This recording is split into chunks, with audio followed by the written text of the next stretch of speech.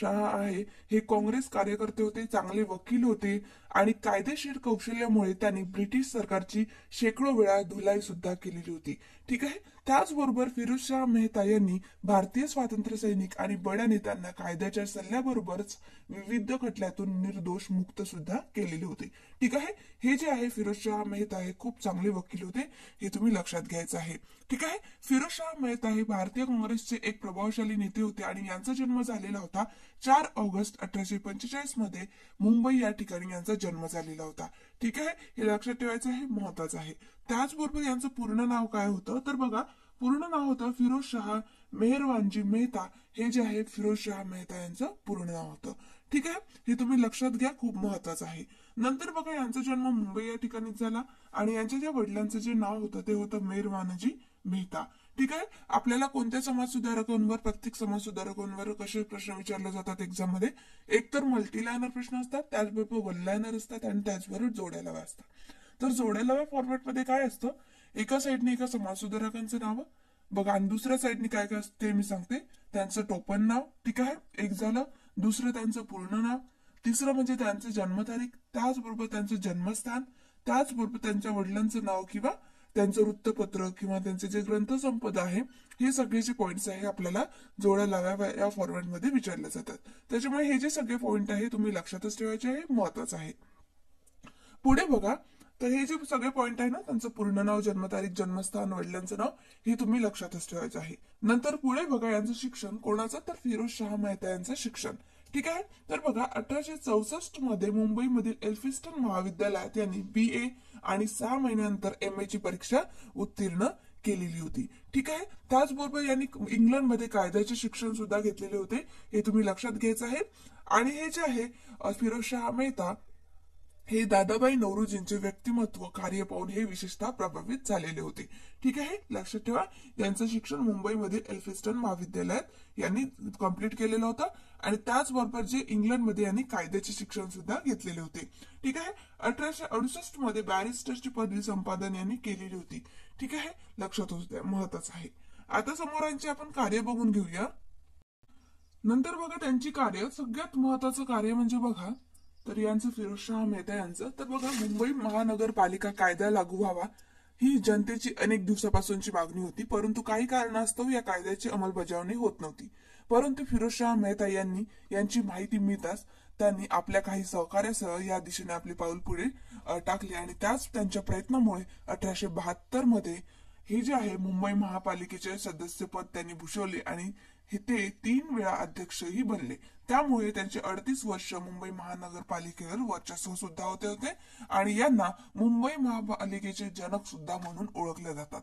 ठीक आहे. हे लक्षात ठेवा, महत्वाचं आहे की मुंबई महापालिकेचे जनक म्हणून कोणाला ओळखले जातात तर फिरोजशाह मेहता यांना. ठीक आहे. तर 1872 मध्ये मुंबई महापालिकेचे सदस्य पद त्यांनी भूषवलेले होते आणि 3 वेळा अध्यक्षही हे बनलेले होते. ठीक आहे. ही जी सगळी माहिती आहे तुम्ही व्यवस्थित लक्षात ठेवायची आहे, खूप महत्वाची आहे. आणि मुंबई महानगरपालिकेचे जनक म्हणून कोणाला ओळखले जातात तर ते आहे फिरोजशाह मेहता.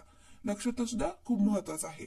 नंतरचा पॉइंट बघा, 1885 मध्ये बॉम्बे प्रेसिडेन्सी असोसिएशनची स्थापना केली आणि ते स्वतः सचिवपदी होते. ठीक आहे. नंतर पुढे बघा, तर 1886 मध्ये मुंबई लेजिस्लेटिव्ह काउन्सिलचे फिरोजशाह मेहता हे सदस्य सुद्धा होते. ठीक आहे. नंतर बघा पुढे महत्वाचा पॉइंट, तर 1890 मध्ये कलकत्ता या ठिकाणी फिरोजशाह मेहता हे जे आहे भारतीय राष्ट्रीय काँग्रेसच्या अधिवेशनाचे अध्यक्ष सुद्धा होते. बघा, हा जो पॉइंट आहे आपल्यासाठी खूप महत्वाचा आहे. फिरोजशाह मेहता हे जे आहे राष्ट्रीय काँग्रेसच्या सुरुवातीपासूनच्या सदस्यापैकी एक होते, म्हणजे जेव्हा स्थापना झाली तेव्हा सुरुवातीच्या सदस्यापैकी एक होते. त्याचबरोबर यांनी 1890 फिरोजशाह मेहरमजी मेहता यांनी भारतीय राष्ट्रीय काँग्रेसचे अधिवेशनाचे अध्यक्षस्थान सुद्धा भूषवले होते. ठीक आहे. हे तुम्ही लक्षात ठेवा, महत्वाचं आहे. त्याचबरोबर 1893 मध्ये फिरोजशाह मेहता यांनी साम्राज्यवादी परिषदेवर नियुक्ती झाली आणि 1889 चा छावणीचा कायदा आणि 1861 चा पोलीस कायदा यांच्या संदर्भात सुधारित विधेयक मंजूर केले आणि ही त्यांची मोठी कामगिरी होती. ठीक आहे. हे सुद्धा तुम्ही लक्षात ठेवा. 1893 मध्ये त्यांची साम्राज्यवाद परिषदेवर नियुक्ती झाली आणि त्याचबरोबर 1889 चा छावणी कायदा आणि 1861चा पोलीस कायदा यांच्या संदर्भात सुधारणा विधेयक मंजूर केले आणि ही त्यांची मोठी कामगिरी होती. कोणाची? तर फिरोजशाह मेहतांची. ठीक आहे, लक्षात ठेवा.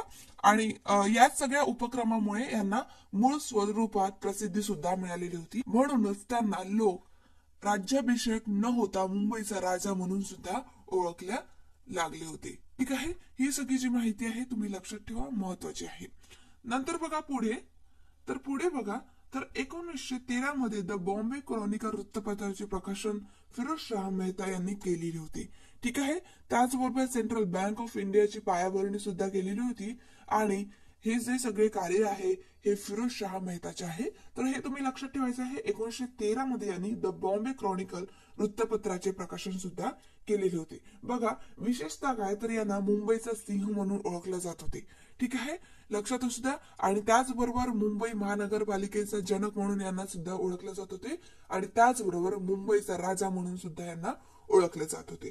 ठीक आहे, मुंबईचा राजा, मुंबईचा सिंह आणि महानगरपालिकेचे जनक म्हणून सुद्धा फिरोजशाह मेहता यांना ओळखले जात होते. ठीक आहे, अशा प्रकारे ही जी कार्य आहे यांची आपण बघितलेली आहे. व्यवस्थित माहिती तुम्ही लक्षात ठेवा. त्याचबरोबर यांचं निधन कधी झालेलं होतं किंवा यांचा मृत्यू कधी झालेला होता तर फिरोजशाह मेहता यांचं निधन झालेलं होतं 5 नोव्हेंबर 1915 मुंबई या ठिकाणी यांचे निधन झालेले होते. ठीक आहे, लक्षात असू द्या. ही जी सगळी माहिती आपल्याला एक्झामच्या दृष्टीने खूप महत्वाची आहे, त्याच्यामुळे तुम्ही लक्षात ठेवा. त्याचबरोबर यांच्यापेक्षा